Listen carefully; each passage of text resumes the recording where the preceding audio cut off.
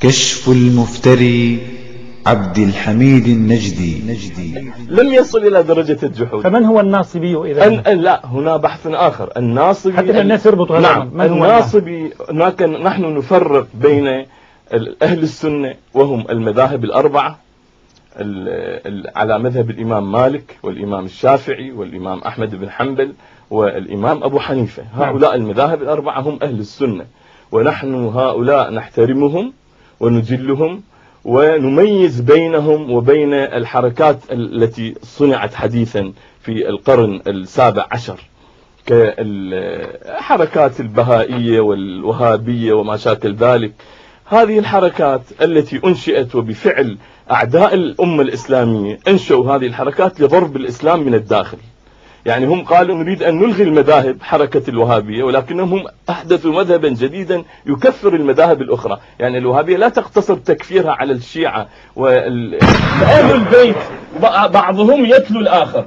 أما معنى النصب، أهل السنة لا ينصبون العداء والعياذة بالله لأهل البيت. النواصب كالخوارج، الخوارج الذين خرجوا على الإمام علي ونصبوا لأهل البيت العداء. وكل إنسان ينصب العداء لأهل البيت فهو منافق بنص صحيح مسلم، حيث يقول للإمام علي مخاطبا إنه العهد النبي الأمي إلي أنه لا يحبك إلا مؤمن ولا يبغضك إلا منافق، في صحيح مسلم.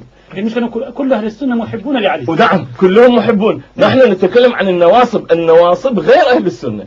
النواصب هم الذين ينصبون العداء، وهؤلاء خارجون عن الإسلام. وفي صحيح البخاري وصف الخوارج لا تتكلم يمرقون من الدين كالخوارج، يمرقون من الدين كيزيد وأنفاله، وإذا أنت أيضا نصبت كأمثالك أيضا. أيوة. يمرقون من الدين كمروق السهم من الرمية. إذا تجرأت على أهل البيت فأنت ناصبي وتكفر وتكون نجسا. أيوة. نعم، هذه عقيدتنا بالنواصب. أيوة. يقول يمرقون من الدين، أنت وليس السنة يحبون أهل البيت. يمرقون من الدين كمروق السهم. نعم، إذا أنت نصبت العداء للبيت فنحن أنت تحب أهل البيت. 15 دقيقة وهو يهزي. خليني أنا أروح. لا تحب أهل البيت. أنا أتقرب إلى الله هذه أخلاق أهل البيت بريئون. استعمل بالأمس كلمة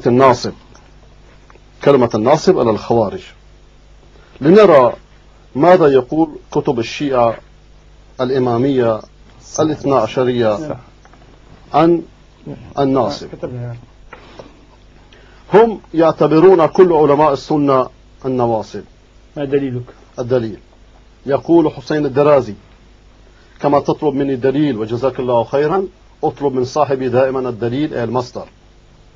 في كتابه المحاسن النفسانية في أجوبة المسائل الخراسانية صفحة 145 و147 إلى 147. وأما معناه الذي دلت عليه الأخبار فهو ما قدمناه، هو تقديم غير علي عليه السلام على ما رواه ابن إدريس في مستطرفات السرائر نقلا عن كتاب مسائل الرجال بالإسناد إلى محمد بن علي بن موسى قال: كتبت إليه، يعني علي بن محمد عليه السلام، عن الناصب هل يحتاج في امتحانه إلى أكثر من تقييمه الجبت والطاغوت أي أبو بكر وعمر واعتقاد إمامتهما؟ فرجع الجواب: من كان على هذا فهو ناصب. طيب، هذا مرجع واحد. وأما في شرح نهج البلاغة للراوندي عن النبي صلى الله عليه وسلم أنه سئل عن الناصب بعده قال: من يقدم على علي غيره، إلى أن قال: بل إن أخبارهم عليهم السلام تنادي بأن الناصب هو ما يقال لهم عندهم سنيا. المحاسن النفسانية مرة أخرى في أجوبة المسائل الخراسانية صفحة 145 إلى 47. وأما الناصبي شو حكمه أحواله؟ أنه نجس شر من اليهودي والنصراني والمجوسي، وأنه كافر نجس بإجماع علماء الإمامية. والشهيد الثاني يقول: فذهب إلى أن الناصبي هو الذي نصب العداوة للشيعة أهل البيت عليه السلام وتظاهر بالوقوع فيهم، كما هو حال أكثر المخالفين لنا في هذه الأعصار في كل الأمصار. وعلى هذا فلا يخرج من النصب سوى المستضعفين منهم والمقلدين والبله والنساء ونحو ذلك. وهذا المعنى هو الأولى، ويدل عليه من يقول شهيد الثاني مرجع إمام عندهم.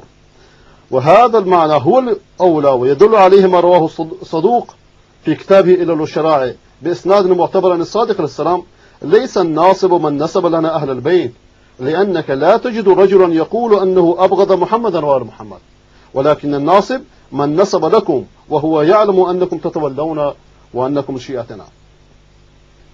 وروي النبي صلى الله عليه وسلم أن علامة النواصب عندهم يعني تقديم غير علي عليه السلام، أن الناصب هو ما يقال عندهم سنيا، هو من قدم أبا بكر وعمر ويتخذ إمامتهما.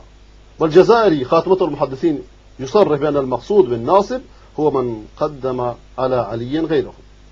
والصدوق أنا ألخص هذه النقولات، والصدوق يؤيد ذلك، بل يقول تنص على أن الناصب هو من ناصب الشيعة الأداء لا أهل البيت.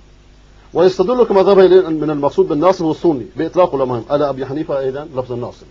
أبو حنيفة عندهم ناصبي كما هو يقول المذهب الحنفي، وكذا كله كما نعلم تقية.